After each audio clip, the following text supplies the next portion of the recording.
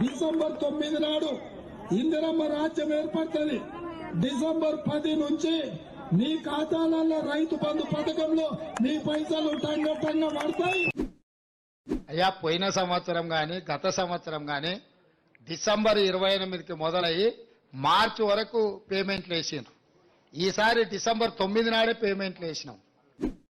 ఫిబ్రవరి ఆఖరు వరకు మొత్తం రైతు భరోసా పథకాన్ని వేసే బాధ్యత మనది. మీ అభిమానంతో ఫిబ్రవరి నెలాఖరు వరకు ఈ తెలంగాణ రాష్ట్రంలో ఉన్న 63 లక్షల రైతు కుటుంబాలకు మీ ద్వారా మాట ఇస్తున్నా.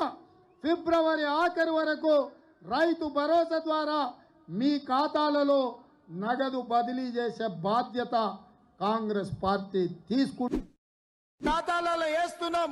వచ్చే నెల 15 తారీఖు లోపల అందరికీ రైతు భరోసా రైతు బంధు చేరుతుంది. ఏ ఒక్క రైతుకు బకాయి లేకుండా పూర్తిగా మీకు డబ్బులు ఇచ్చే బాధ్యత మన ప్రభుత్వం తీసుకుంటుంది. మేము జనవరిలో మొదలుపెట్టి మార్చి 31 లోపల రైతు బంధు చెల్లిస్తాం.